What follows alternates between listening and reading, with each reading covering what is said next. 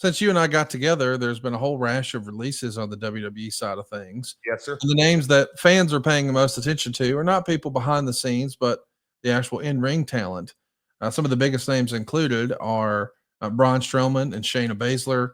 Of course, there's been a lot of chatter around Dakota Kai and what she may be doing next. I think there's been some discussion about Cora Jade and Gigi Dolan. And so all of these folks now have had their WWE run at least come to an end or maybe a pause, because we've seen a lot of folks leave and come back, present company included. You've been on both sides of this. You've had to release people before and you've gotten released before. What sort of words of wisdom would you drop on some of those names who are trying to figure out what's next right now? So we did a little road trip, like I said yesterday, from our house in Hendersonville down to Rome, Georgia. So car time with the Queen, and as any bride or wife would do, she's all over the place on social media, scrolling. We did a little live TikTok, Conrad. That was interesting. But that being said, she read out loud what our friend of the show, Matt Cardona, said. And I think there's so much words of wisdom in there, and most words of wisdom are speaking from experience, and that's how you led into this. Every one of those folks, they either can get up on the pity pot and sit there and sulk and why me and why this happened, and just come up with 1,000 reasons why it wasn't your fault. That's not going to change anything. Nonetheless, you're going to have to, take the ball and run with it. So it truly is up to them. It could be an incredible opportunity to take your career, both in and out, not just of the ring, in and out of the business. Who knows? This may open doors to get into any new walk of life. So I kind of challenge them, every one of them, man. What a great opportunity you have. I kind of look back on my life multiple times. I mean, going back over my whole career, just, being in the business as long as I've had, and you kind of look at the highs and lows, and we're going back to the territory days and then the WWF days and WCW days and, oh gosh, TNA days. Hey man, you are responsible for all of your thoughts, words, and actions. So make the most of it, and above all, be positive, because I'll leave with this. You don't know what the future holds, but I certainly know who holds the future. Well said. If you're looking for more conversation about these releases, I want to reference our new Podcast Heat YouTube channel. It's at podcastheatwrestling.com. We'll actually have a link in the description for today's show where we get D'Lo Brown's take on it. He, like you, has sat on both sides of that desk, and he had some words of wisdom, and I think everybody would enjoy that. So if you're looking for a little more conversation about those WWE releases, check out D'Lo over at podcastheatwrestling.com. I do want to bring this up, and then we'll get into our topic today. There was a report from Mike Johnson at PW Insider. Oh boy. Something along the lines of TNA officials have informed talent today that going forward, excessive blood and or blading will not be permissible by the promotion. The decision was made in order to protect the health of the talent, as well as keeping with current potential advertisers and partners in mind. Of course, that is Mike Johnson's report from PW Insider. This feels like a page out of the WWE book, because we know that that's been WWE's stance. And I know that they've, shown a little bit of latitude on that. I mean, certainly the Hell in a Cell last year with CM Punk and Drew McIntyre comes to mind. But TNA being advertiser friendly when they're really trying to get some momentum going, and I know they've got some, but they want to keep that momentum going and have it translate to advertisers. That's probably not a bad idea. What say you, Jeff? My first question, Conrad, and you may be helping out. Have they had, I think I call it gratuitous blood. Have they had a lot of gratuitous blood over the last 12 months? They've had some bloody matches in the last 30 days. Yes. Oh, even 30 days. Yeah. Okay. Well, and I think that is where the industry's at, with or without advertisers. The first thing that I thought would be, okay, the WWE TNA relationship just got taken to another level, if you will. I know they've got some new executive management there. They're, are they cleaning it up for WWE? Are they cleaning it up for potential advertisers? Are they cleaning it up for shopping to try to get the best television deal? Regardless, I think it's a positive move in that, gratuitous blood, I don't think 30 years ago worked.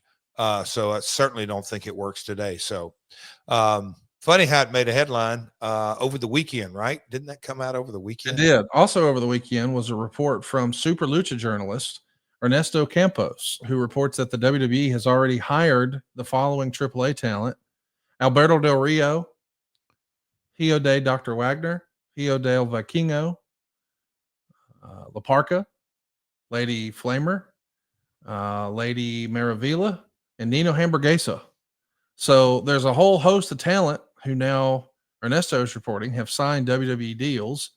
And the internet sleuths did find that Alberto Del Rio all of a sudden appeared on the alumni section of the WWE website on their roster pages.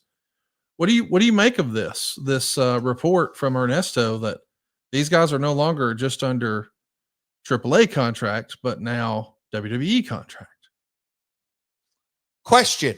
When I heard that, I asked myself, does that mean every AAA talent contract was non-transferable?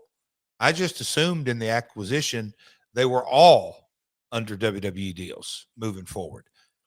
That must not be the case. Would that be correct, Connie? I read it like you do. It makes me wonder, did WWE feel like the length or the term or the specific terms laid out were not stringent enough? Maybe they didn't want someone to be able to challenge it and be successful. And I do believe that this is one of those situations where, you want to measure twice and cut once. So let's make sure that if we're really going to give these guys television time and we're going to invest equity in them, that we've got them locked under our standard deals long term. That's the way I read it, but I don't know shit about wrestling, so I'm just asking you. Yeah, you do. Yeah, but just how, like, Ernesto, how did this come to light? How did they uncover it? All the ins and outs. I think we're missing a piece of the puzzle here, and I don't think the piece of the puzzle is just some magic revealing deal. I just, they've acquired it less than a month ago, and they're signing them to new deals.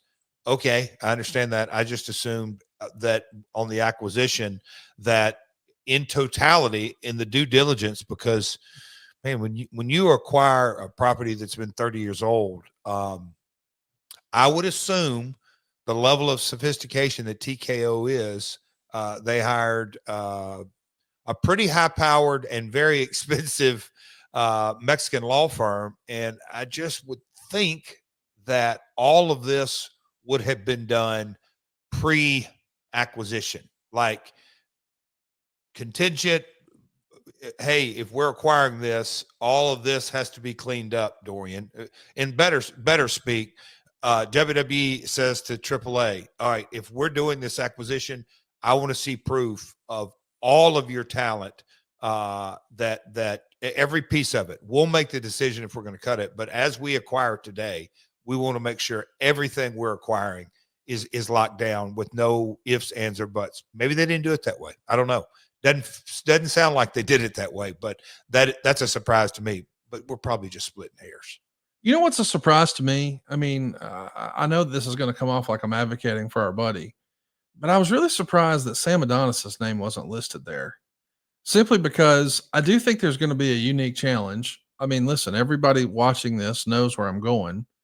The knock on international talent forever and ever, the criticism, whether it was fair or not. We're talking about big time stars from Japan or big time stars from Mexico, maybe bell to bell. You've never seen anything like it. I mean, they're otherworldly in-ring performers. However, what's the one knock that all of those guys have to overcome, Jeff? Bro, they can.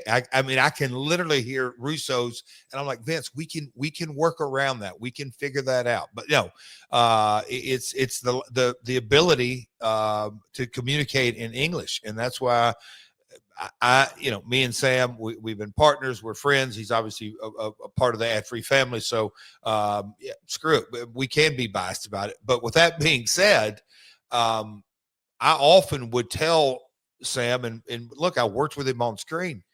Look, he was trained in CMLL. He can go through their dojo. He can do all the stuff, high fly and great base and everything that goes with it. But to me, his biggest asset by far is his bilingual ability. And I'm saying not just he can understand it back in the dressing room and go order a meal. He can do a promo in Spanish. That just speaks volumes. And it's one thing for a Mysterio or a Phantasma or Dom, a WWE talent that can speak Spanish, but it just cuts different with Sam's skill set. So I would assume as part of the due diligence as well that maybe Sam didn't have a contract that kind of fit this mold. And the reason I say that is he doesn't live in Mexico. He still lives in America. So did he have because I was never under contract to those guys. Been going down there 22, 23 years. So look, I don't know all the I guess what I'm saying is, Jeff, whether he was or wasn't under contract to AAA, if we're going to be running shows and programming, and I guess this goes for AEW too, because AEW is going to be running a show in Arena, Mexico. I think Sam is uniquely qualified, and I think I can't think of another American wrestler. I know that Alberto Del Rio could do it in English or Spanish. I get that. But don't you need two guys who can do that? Like, if you're going to have a broadcast, wouldn't it be nice to be able to say something in Spanish and then say it in English to make sure that everybody's got it? It feels like we're checking all the boxes. Well, maybe I'm not being clear in my process. I think there's a big difference between Sam and Alberto in that Alberto is Spanish. Yes. So that is his first language. A guy like Sam, who's an American, a guy from Pittsburgh, he spent time with Brian Dixon. He's worldly traveled. I just think I just think we don't know Sam. We don't know Conrad. I think it's a forgiven that I'll say this. Of course, he's going to be a part of this deal. Maybe I'm assuming, but I do. I just think an American with his skill set is, I mean, when I tell you fit right in the DNA of the AAA WWE relationship, I just can't think of a better American to be on the WWE AAA roster. That's how the easiest. A second generation wrestler whose brother already works for WWE, who's fluent in Spanish and English, and is a gringo, just a blonde-haired white dude from Pennsylvania. Like, it just feels like this is a no-brainer if you're trying to fire up a Latin audience. I don't care how strong the promo is in English. If they don't understand it, they don't understand it. Conrad, if he can cut them down, man, and we've seen it happen in AAA, but I don't know. Maybe we'll get there. But I was kind of surprised his name wasn't on the list. Me too. But I just don't think we know all the pieces of the puzzle. But I used to tell Kato Conan this, I've had some of my most success, and we've covered it here on My World. But I think back, when Pena came here and the early days of, literally the early days of TNA and we're at PF Chang's and Conrad, we've talked about it, I'd have to bring Armando or somebody who could translate our business discussions. If I would have started really studying how to speak Spanish then, oh man, my run in 2000, whatever, 8, 9, 10, 11, 12, that could have been a lot more fun. It was a blast and super successful, but I could have really taken things to another level. And if you would have let Karen speak just a little Spanish, oh my God, I don't know if she'd made it out alive out of that country. SaveWithConrad.com. Yeah, I'm Justin Gruffin from Knoxville, Tennessee. What got me to Save with Conrad was the 83 Weeks podcast. I really wasn't thinking about getting rid of any debt. I just wanted to cash out some equity in the house to do remodeling. But I did both, so that was pretty awesome. Worked out great. We redid the foyer, built pantry space, and there's little odds and ends when I first bought the house that I wanted to take care of, and we were able to take care of it. So, yeah, paid off 2 cars and some credit card debt. So probably all in all, getting $30,000 in that. And then I got some $30,000 more equity out of the house, and still plenty of equity left over. So payment's good. I lowered my interest rate. I'm in a much better spot than I was. Super easy. Everybody is great. Very, very awesome people. Francis and Steve were great to work with. They're awesome. Made it for a very easy, seamless experience. I'd probably say all in all, probably $1,000 a month at least. I'm lowered my interest rate, especially the way the interest rates are right now, which is, that's amazing. I'm Justin Bruckman from Knoxville, Tennessee. I saved over $1,000 with SaveWithConrad.com, and I did a lot of renovations with that money as well. NMLS number 2129, Equal Housing Lender. SaveWithConrad.com.